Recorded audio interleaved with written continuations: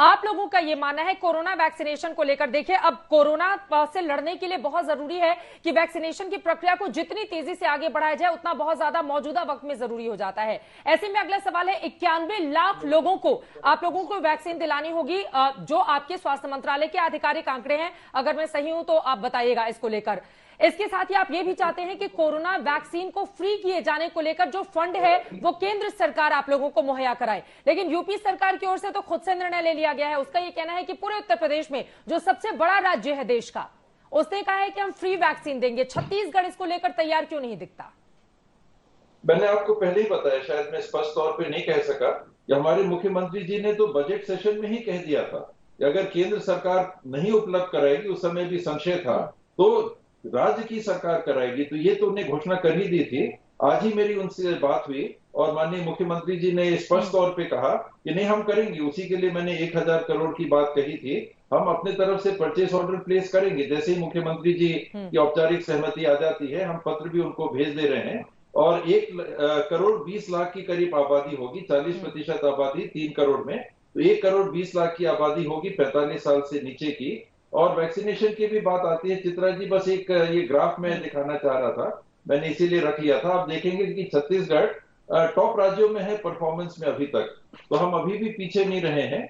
और वैक्सीन अगर मिलती रहेगी तो आगे भी हमारा प्रयास यही रहेगा कि अपने नागरिकों को हम निराश नहीं करेंगे।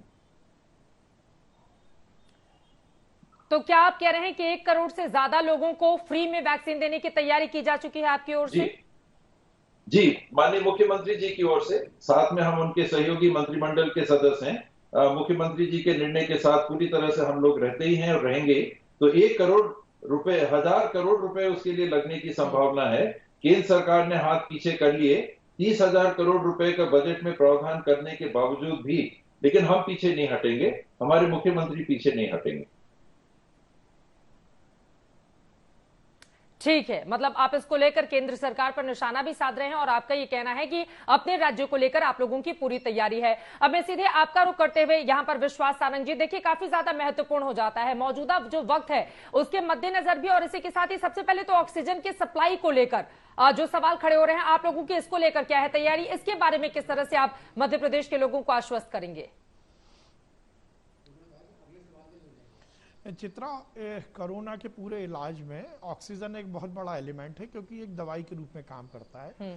पर आज की तारीख में देश के सामने ऑक्सीजन एक बड़ी चुनौती है और मध्य प्रदेश के लिए भी बड़ी चुनौती है। जिस प्रकार से लगातार पॉजिटिविटी बढ़ रही है, जिस प्रकार से कोरोना के मरीज बढ़ रहे हैं, उसमें निश्चित रूप से ऑक्सीजन को लेकर हमें तैयारी करनी है। मैं आपको बताना चाहता हूं कि आज की तारीख तक हमारी खपत और आपूर्ति में कहीं कोई डिसबैलेंस नहीं है। सब उसकी जो अनुपात है वो हमने मेंटेन किया है और हमने आगे तक की भी पूरी तैयारी की है, चाहे वो ऑक्सीजन उपलब्धता का मामला हो, चाहे ऑक्सीजन की ट्रांसपोर्टेशन का मामला हो। पर फिर मैं कहूंगा ऑक्सीजन एक बड़ी चुनौती है। तो हमने इसमें जो तैयारी की बात है, जहां एक और हमने आपूर्ति को सुनिश्चित किया है, देश के जिस जिस हिस्से से हम ऑक्सीजन ला सकते हैं, माननीय मुख्यमंत्री जी स्वयं इसकी मॉनिटरिंग कर रहे हैं, उसके ट्रांसपोर्टेशन की सुचारू व्यवस्था कर रहे हैं। हमने ऑक्सीजन के टैंकर को एम्बुलेंस का दर्जा दिया है और ये सुनिश्चित किया है कि उसको हम ग्रीन कॉरिडोर बनाकर हम उसके टैंकर को लेके आते हैं, हम उसकी पायलटिंग करते हैं, जिससे वो समयबद्ध तरीके से डॉक्टर्स तक, हॉस्पिटल तक पहुंच सके।